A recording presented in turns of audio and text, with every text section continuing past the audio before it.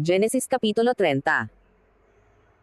At nang makita ni Rachel, na hindi siya nagkakaanak kay Jacob, ay nainggit si Rachel sa kanyang kapatid, at sinabi kay Jacob, "Bigyan mo ako ng anak, o kung hindi ay mamamatay ako." At nagninggas ang galit ni Jacob laban kay Rachel, at nagsabi, "Ako ba'y nasa kalagayan ng Diyos, na nagkait sa iyo ng bunga ng bahay bata?" At sinabi niya, "Narito ang aking alilang si Bila, sumiping ka sa kanya, upang manganak sa ibabaw ng aking mga tuhod, at magkaroon din naman ako ng anak sa pamamagitan niya." At ibinigay niyang asawa si Bila na kanyang alila, at sinipangan ni Jacob. At nagalihi si Bila, at nagkaanak kay Jacob, ng isang lalaki. At sinabi ni Rachel, "Hinatulan ako ng Diyos, at dininag din naman ang aking tinig, at binigyan ako ng anak, kaya't pinanganlang Dan." At si Bilhang alila ni Rachel ay nagalihi uli at ipinanganak ang kanyang ikalawang anak kay Jacob. At sinabi ni Rachel, "Ako'y nakipagbaka ng malaking pakikipagbaka sa aking kapatid, at ako'y nanag, at siya'y pinanganlang Neftali." Nang makita ni Leah, na siya'y hindi na nangganganak, ay kinuha si Zilpa na kanyang alila at ibinigay na asawa kay Jacob.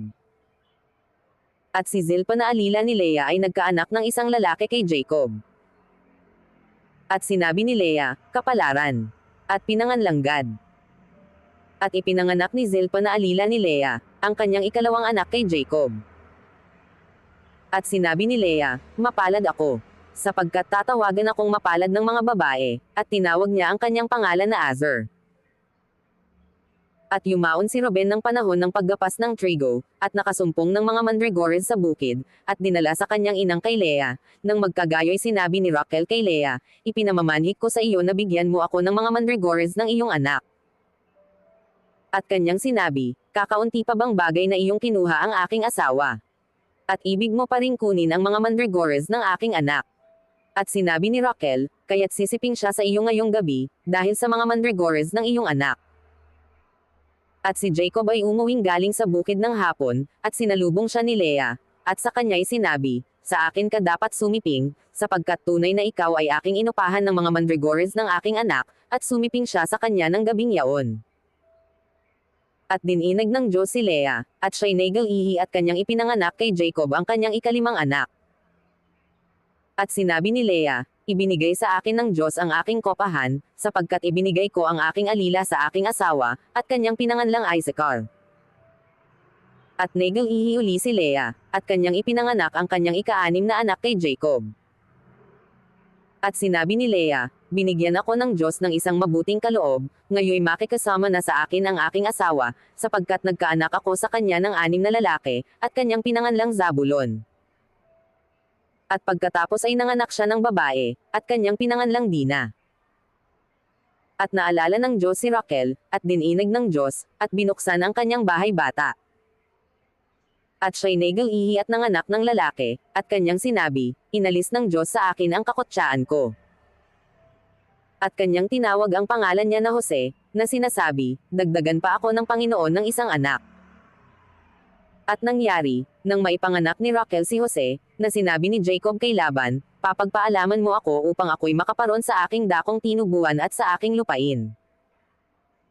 Ibigay mo sa akin ang aking mga asawa at ang aking mga anak, na siyang kadahilanan ng ipinaglingkod ko sa iyo, at papagpaalaman mo ako, sapagkat talastas mo ang paglilingkod na ipinaglingkod ko sa iyo." At sinabi sa kanya ni Laban, "Kung ako'y nakasumpong ng biyaya sa harap ng iyong mga mata, matira ka, aking napagkilala, na pinagpala ako ng Panginoon dahil sa iyo." At kanyang sinabi, "Sabihin mo sa akin ang iyong kopahan, at ibibigay ko sa iyo." At sinabi niya sa kanya, "Nalalaman mo kung paanong pinaglangkuran kita, at kung anong lagay ng iyong mga hayop dahil sa akin. Sapagkat kakaunti ang tinatangkilik mo bago ako dumating, at naging isang karamihan, at pinagpala ka ng Panginoon saan man ako pumihit, at ngayoy kailan naman ako maghahanda ng sa aking sariling bahay." At sa kanya'y sinabi, "Anong ibibigay ko sa iyo?" At sinabi ni Jacob, "Huwag mo akong bigyan ng anuman, kung ito'y iyong gawin sa akin, ay muli kong papastulan at aalagaan ang iyong kawan. Dadaanan ko ang lahat mong kawan ngayon, na aking ihihiwalay doon ang lahat ng batik-batik at may donges, at ang lahat na maitim sa mga tupa, at ang may donges at batik-batik sa mga kambing, at siyang magiging aking kopahan."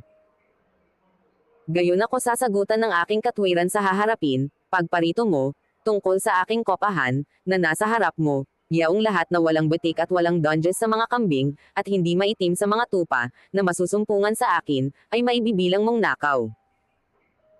At sinabi ni Laban, narito, mangyari nawa ayon sa iyong sabi. At inihiwalay ni Laban ng araw ding yaon ang mga lalaking kambing na may batik at may donges, at ang lahat ng babaeng kambing na may batik at may donges, lahat ng mayroong kaunting puti, at lahat ng maitim sa mga tupa, at ibinigay sa mga kamay ng kanyang mga anak. At siya'y naglakad ng 3 araw ang pagitan kay Jacob, at pinakain ni Jacob ang nalabi sa mga kawan ni Laban. At kumuha si Jacob ng mga sanga ng alamo, at almendro at kastano, at pinagbabakbakan ng mga batik na mapuputi, at kanyang pinalitaw na gayon ang puti na nasa mga sanga. At kanyang inilagay ang mga sanggang kanyang binakbakan sa mga bangbang, sa harap ng kawan, sa mga pinagpapainuman, na pinaparunan ng mga kawan upang uminom, at nangaglilihi pagka nagsisiparon upang uminom. At nangaglilihi ang mga kawan sa harap ng mga sanga at nangganganak ang mga kawan ng mga may guhit, may batik at may donges. At ang mga korderong ito ay inihihiwalay ni Jacob, at inihaharap ang kawan sa dakong may batik, at ang lahat ng maitim sa kawan ni Laban, sa kanyang ibinukod ang mga kawan niya rin, at hindi isinama sa kawan ni Laban.